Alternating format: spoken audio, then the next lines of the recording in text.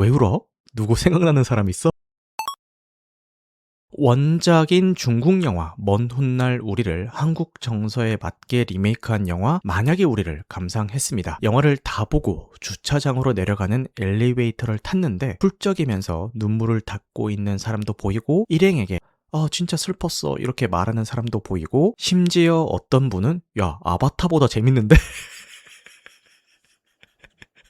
라고 말씀을 하시더라고요. 물론 개인의 취향이겠지만 그만큼 이 영화가 관객들의 감정선을 제대로 건드렸다라는 뜻이겠죠. 혹시 연인이나 부부끼리 이 영화를 보실 계획이시라면은 조금은 주의가 필요할 수도 있습니다. 옆에서 펑펑 울었다가는 왜 울어? 누구 생각나는 사람 있어? 라는 등짝 스매싱을 유발하는 이 질문을 받을 수도 있거든요. 참고로 제 이야기는 아닙니다. 혼자 봐서 다행이었습니다.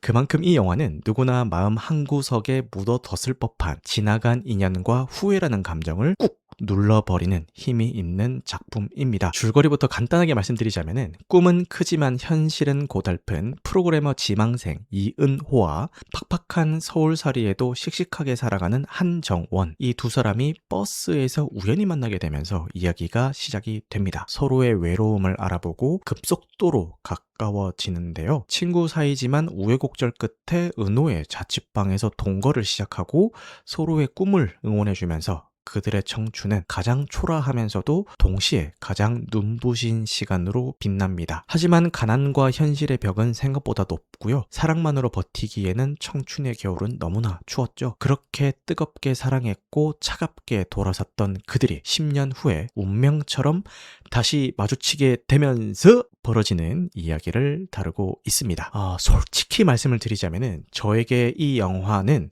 좀 마음의 장벽이 있는 영화였거든요. 아무리 요즘 세상이 개방적이라곤 하지만 사귀지도 않은 남녀가 친구라는 명분으로 자취방에서 동거를 시작한다라는 그 설정은 모르겠어요. 제 정서상으로는 다소 좀 판타지처럼 느껴지거든요. 그리고 이 주인공 은호의 직업이 프로그래머인데 은호가 만든 게임이 성공하게 되는 그 과정이 현실성이 좀 떨어져서 동종업계에 일하는 저 같은 사람은 몰입이 확 깨지는 부분이 있을 수도 있습니다. 이건 사실 흠잡기 위한 흠이라고 말씀하셔도 솔직히 뭐 할 말이 없긴 한데 이 직업 특성상 눈에 밟혔다. 이 정도로 이해해 주시면 감사할 것 같습니다. 이런 단점들이 눈에 밟히지만 놀랍게도 그럼에도 불구하고 작품에 몰입해서 볼 수 있었고요. 이 몰입감의 칠할은 배우들의 힘이라고 봐도 무방한데요. 구교한 배우는 그 특유의 찌질함과 진지함을 오가는 연기로 은호 그 자체를 보여줍니다. 문가영 배우 역시 대체할 만한 다른 배우가 떠오르지 않을 만큼 정원 역할에 녹아들어 있습니다. 보통 멜로 영화의 주인공들은 슬픈 장면에서도 예쁘고 멋있게 울잖아요. 근데 이 배우들은 진짜 콧물 눈물 범벅이 되어가면서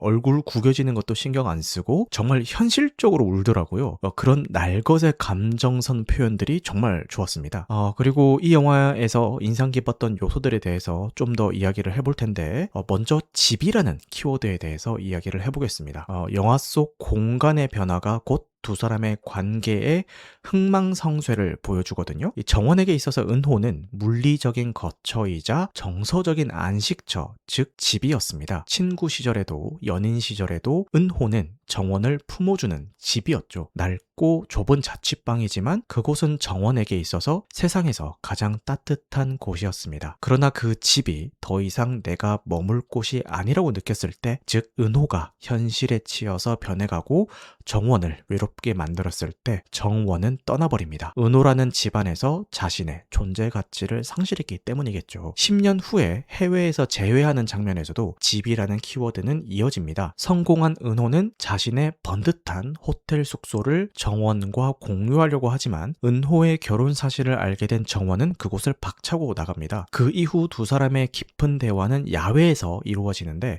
이것은 더 이상 은호의 공간에 정원이 머물 자리가 없다라는 것을 시각적으로 보여주는 것이겠죠. 그래서 엔딩에서 정원이 자신만의 집을 마련한 모습은 이제 그녀는 누군가의 집에 의존하는 존재가 아니라 스스로 온전한 집이 되었다는 것, 즉 정원의 정원의 성장을 보여주는 결말이라는 생각이 들었습니다. 이 영화에서 또 하나의 독특한 연출은 바로 색채의 변화인데요. 보통은 과거 회상은 흑백으로 현재는 컬러로 묘사하는 경우가 많잖아요. 그런데 이 작품은 반대로 과거는 컬러로 현재는 흑백으로 그려냅니다. 여기에는 두 가지 이유가 숨어 있는데요. 첫째는 은호가 개발한 게임의 세계관과 맞닿아 있습니다. 극중 은호가 만드는 게임 속 캐릭터인 이언이 켈리를 찾지 못하면 세상은 무채색으로 변한다라는 설정이 있거든요. 이게 영화의 화면 연출로 확장이 된 거죠. 두 사람이 지지고 볶으면서 함께했던 과거는 비록 가난하고 힘들었을 지언정 서로가 있었기 때문에 세상이 촌천연색으로 빛났습니다. 하지만 헤어진 후 각자 번듯하게 성공한 현재는 서로가 서로의 곁에 없기 때문에 아무리 안정된 삶을 살아도 결국 흑백일 수밖에 없다는 것을 보여주는 겁니다.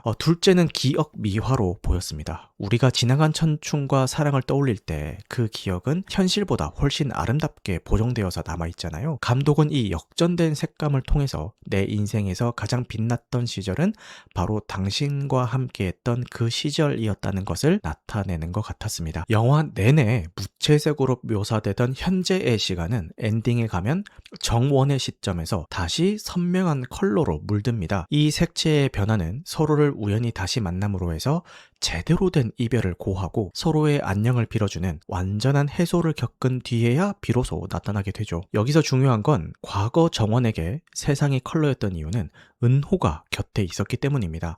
하지만 엔딩에서 정원은 은호 없이 혼자임에도 그녀가 바라보는 세상이 다시 컬러가 되죠. 이는 정원이 더 이상 누군가에게 의존하거나 과거에 얽매이는 존재가 아니라 스스로 빛을 내는 주체가 되었음을 의미합니다. 은호가 없더라도 나의 삶은 아름답다라는 것, 그것이 정원이 10년의 세월을 돌아서 도달한 결론이자 진정한 홀로서기인 셈입니다. 영화 OST로 삽입된 임현정님의 사랑은 봄빛처럼 이별은 겨울빛처럼 이라는 노래가 이 영화의 서사를 압축해 놓은 것 같더라고요.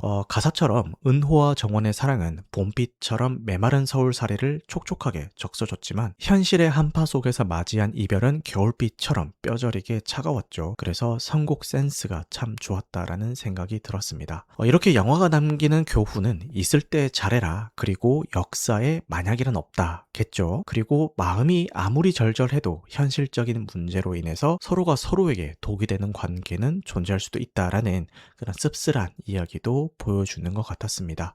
은호와 정원은 서로를 너무 사랑해서 오히려 서로의 비참함과 바닥을 확인하게 만드는 존재였을지도 모릅니다. 은호의 아버지의 편지 나레이션이 나오는 엔딩 연출이 다소 감정을 강요하는 듯한 심파적인 느낌을 줘서 좀 아쉬웠지만 원작을 보지 않은 저 같은 관객에게도 한국적인 로컬라이징은 이질감 없이 훌륭하게 다가왔습니다. 지금 누군가를 만나고 계신다면 옆에 있는 사람의 손을 더 꽉 잡으시길 바랍니다. 나중에 만약에 라면서 후회의 눈물을 흘리지 않으려면 말이죠. 이 영화는 누군가에게 집이 되어주고도 결국은 나만의 집을 찾아 떠나야만 하는 우리 모두의 성장담 같은 영화였습니다. 처음에는 은호 시점의 이야기 같았는데 영화를 다 보고 나니까 정원 시점의 이야기인 것 같다라는 생각이 들더라고요. 여러분은 이 영화가 어떻게 보이셨나요? 영화의 후기도 좋고 영화 속 인물들 같은 사연도 좋습니다. 자유롭게 댓글로 남겨주시면 다음 방송 시간에 소개해드리도록 하겠습니다.